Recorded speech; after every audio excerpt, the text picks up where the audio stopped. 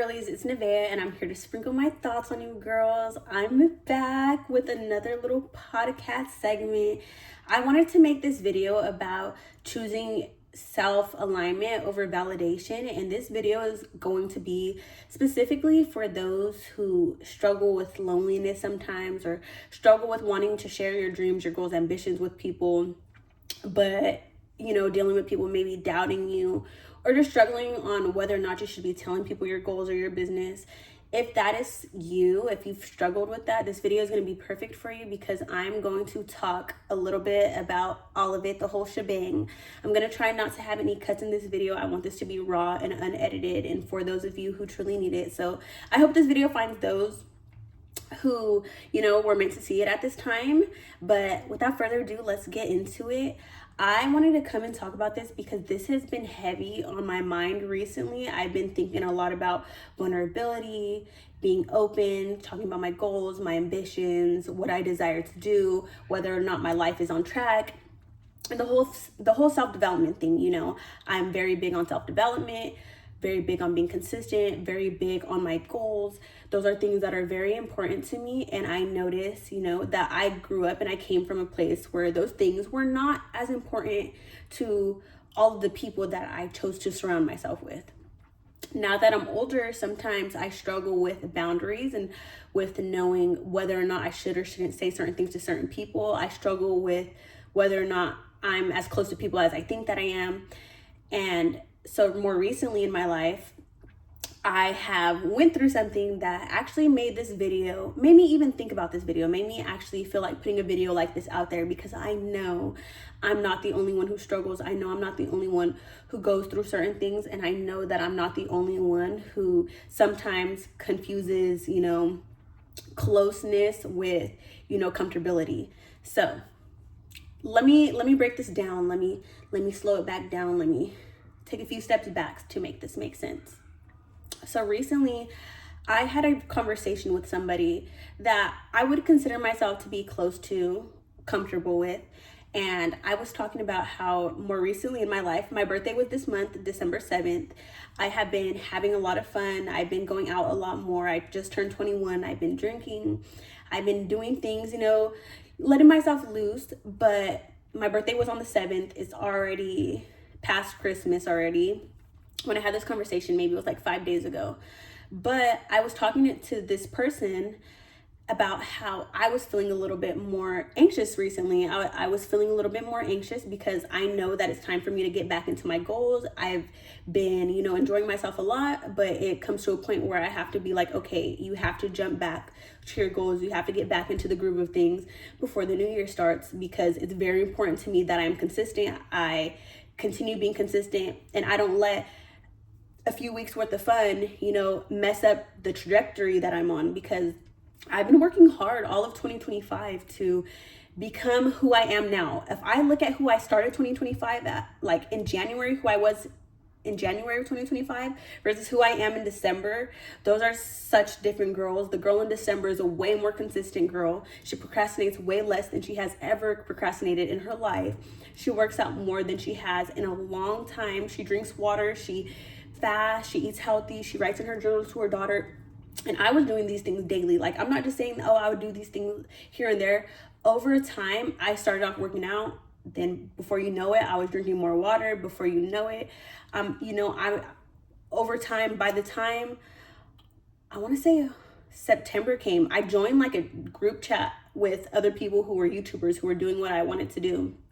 And being in that group chat, there'd be challenges every month. And with those challenges, it'd be like, okay, post daily for the entire month, post a YouTube video daily for the entire month, post a TikTok video for the entire month. And for the month of November, it was have 10 habits that you're going to do for the entire month. And I did all 10 of them for all 30 days of the month. So throughout the entire year, I built myself into somebody who could handle November's challenge and be very consistent.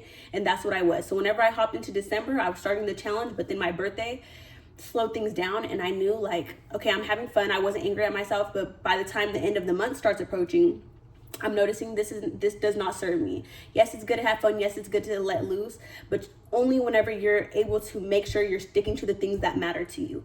And I was no longer doing that. I started not sticking to the things that mattered to me. I started, doing some of my habits here and there, but I was mainly focused on like having fun with my friends, going out and, drinking a little bit more. And that's just not who I want to be. Yes, it's okay to have fun, but it's not who I want to be if I'm not handling my business first.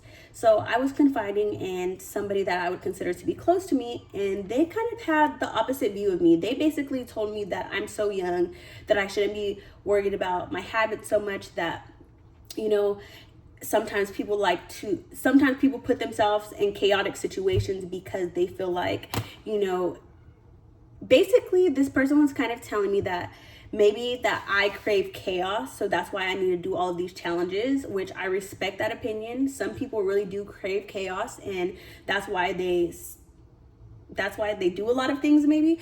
But for me, I don't really view myself as somebody who craves chaos. I crave a lot of structure, and to me, structure looks like making sure that I'm working out, making sure that I'm eating healthy, making sure that I'm setting goals for myself, that I'm constantly checking my calendar, that I'm constantly budgeting, and just doing the things that are important to me. I personally don't find it chaotic. I don't think that there's anything wrong with living a intentional life, a very consistent life. I'm trying to get rid of the word discipline, because sometimes I feel like the word discipline brings like these negative, it's like has negative connotations with it, and you kind of think, when you think discipline, you think of like getting yourself in trouble. No, I think more so about consistency.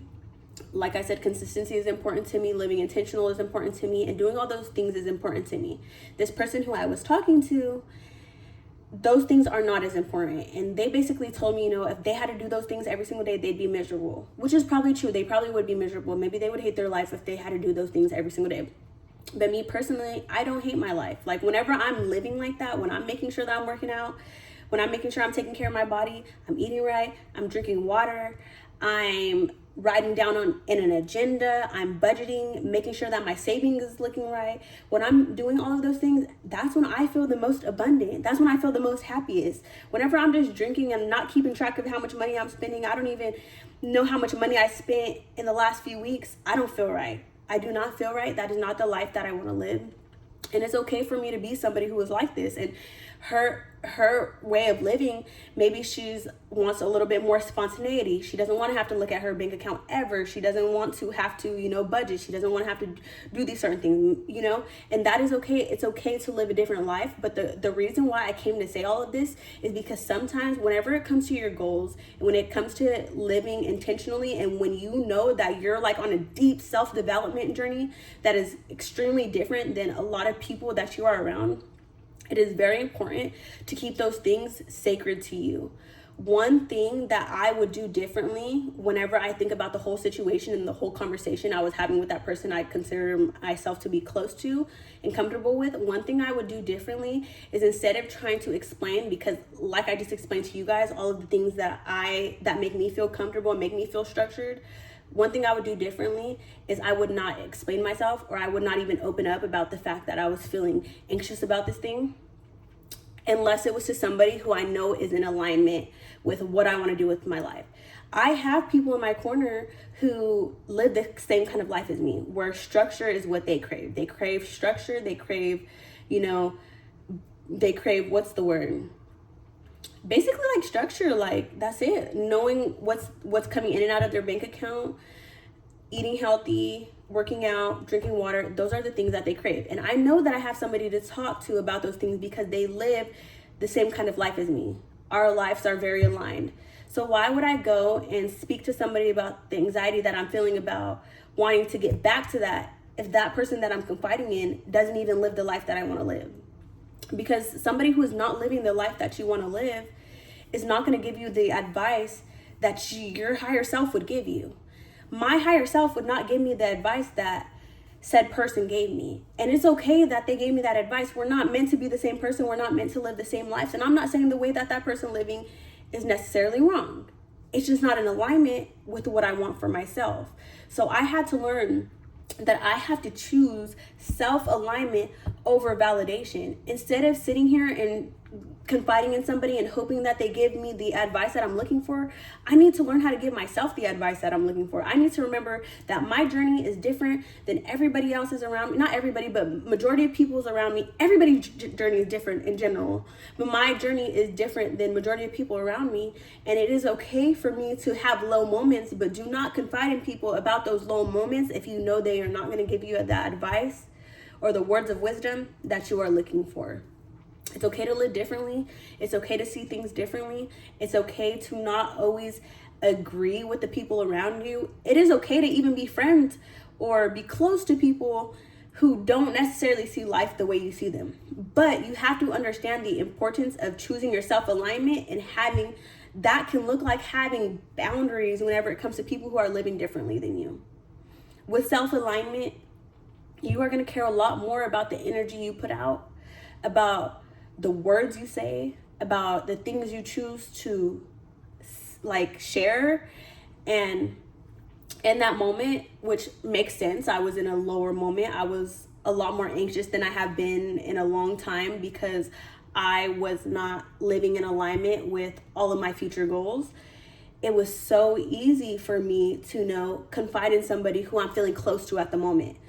But I have to remember, just because I'm feeling close to you right now does not mean I have to share everything to you.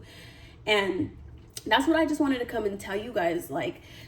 First, for number one, always choose self-alignment. Always choose alignment. Always choose what's best for you. Always choose what's going to serve your higher self. And don't seek validation, because in that moment, I think I wanted that person to say, you know what, you're doing great. You could do and all the things I could have told myself, you know what I mean? But because I'm close to that person, I seeked their advice. I seeked their words of wisdom. I seeked their opinion and their thoughts, just to be disappointed. And imagine had I followed what that person said, that I needed to stop doing all of these challenges and that I need to focus on just doing nothing because I do too many things. I would be further and further and further away from my goals than I feel right now in the moment. And I'm only a few weeks of not being strict on my goals. You know what I mean? I'm not even so far that I can't catch up. And nobody's ever too far you can't catch up. No matter where you're at, you keep going. But what I am saying is I'd be even further than I felt in that moment, if I listened to that advice. And maybe somebody else would need that advice. Maybe somebody else is living out of a scarcity mindset and craving chaos to overcompensate for, the things that they haven't figured out that they need to get done. But me personally, I know it's coming from a place of abundance whenever I'm living a structured life. I know that's what's best for me. If I'm sitting here and telling you I'm feeling anxious because I'm not living my life right, the solution and the answer is right there. Anxious because I am not living my life right. So if it's because I'm not living my life right, just live your life right. Get back into it. Do what you were doing before.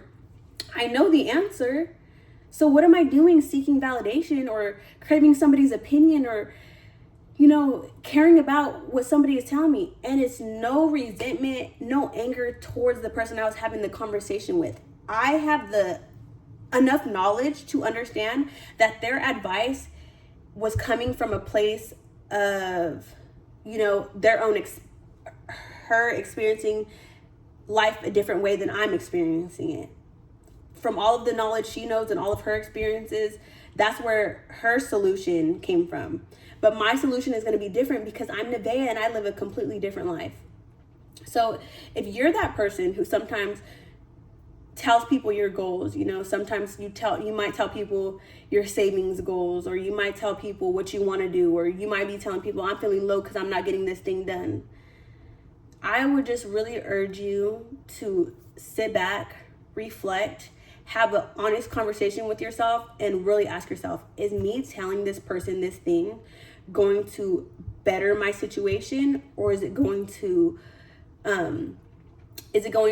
weaken the relationship I have with myself? Because in that moment, after I got done having that conversation, I felt a sense of regret. And I hate the feeling of regret. I don't feel regret often. And I had a sense of regret, why did I share something so vulnerable and something so sacred to my heart with you if I know we are not in alignment. If I know that you don't live how I live and you don't see things how I see things, why did I feel the need to share something so sacred to me, something so vulnerable? Why did I share it? And by vulnerable to you, vulnerable might not even be like, it doesn't mean that you're just sitting there like, sad about something. Something vulnerable can be, you have a savings goal, you're trying to reach it, and you're sitting here and telling people around you that you have the savings goal if you know that they don't save. Saving can be something vulnerable to you because it's something you care about so much. When you care about something so much, even if it doesn't make you sad, it's still a vulnerable area. It's a vulnerable topic. You know what I'm saying? You care about it so much, so deeply, and especially if you came from places or if you come from people who they pocket watch. If you come from people who pocket watch and you're sitting here telling those same pocket watchers your savings goals, that is vulnerable to you. You know what I'm saying? Especially if you love those people, if you're close to those people and you want that relationship with them. You have the common sense to know your relationship has to be under the condition that you are not sharing your intimate financial business. You know what I'm saying? That is vulnerable to you. Don't just share anything or everything. And what are some other things? Oh, say you're trying to lose weight. Say you're trying to lose weight and you're around a bunch of other people who, from your perspective, maybe you've heard them talk about how they need to lose weight, but they've never took the action to lose weight. Why are you going to constantly go around them talking about how you're trying to lose weight or you're trying to eat better, you're trying to do this thing, if you know that it might trigger something inside of them because they've said they wanted to do that same thing so many times before, but they're not doing it? And then on top of that, why would you go and tell them, hey, I'm struggling with losing weight, I feel like I can't do it, if they've never even tried it and you know that it's just going to trigger them? You know what I'm saying? All I'm saying is be wise with what you choose to share with other people. Sometimes you could be doing it out of a place of, vulnerability and feeling like you need, that shoulder to lean on. But really do like a deep self-reflection and ask yourself if that is the shoulder worth leaning on. Because you might lean on that shoulder and they move it and you fall. You know what I mean? I hope that made a lot of sense to you guys. I don't ever want to scare you guys from saying things that are meant to be said, because there's certain things in certain times in certain places when it is okay to share certain things with people. But there's also like a certain level of discernment that you have to have, and that you have to be mindful. Like whenever you're talking to people, you have to be mindful of whether or not you sharing something is going to benefit the relationship or worsen it, and benefit your mind or weaken it. Because sometimes you share something and you think that you're, I'm gonna go share this thing with somebody, I'm gonna be vulnerable, they're gonna make me feel better, I'm gonna just, what is it called?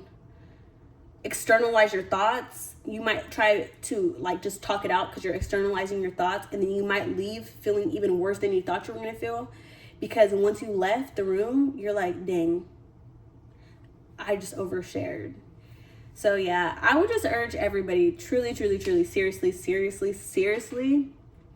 urge everybody to be very mindful of the things you choose to share, and be very mindful of what's sacred to you, what's vulnerable, what makes you feel vulnerable, what is something that, should be kept private. Because there are things that should be kept private, and sometimes it doesn't even seem like it. Like some things, they seem like, oh, why would I keep that private? And it's like, you think that it's something you could share until you share it, and you're like, dang, I should have just kept that to myself. So anyways, I hope this video was of service to somebody. I hope this video makes somebody feel heard. It helps somebody to remember how important it is to be mindful of what you're sharing. I hope this video made somebody feel comforted. Maybe if you've done it, if you've overshared, to know you're not alone. I've done it too. I think a lot of us have done it at least once.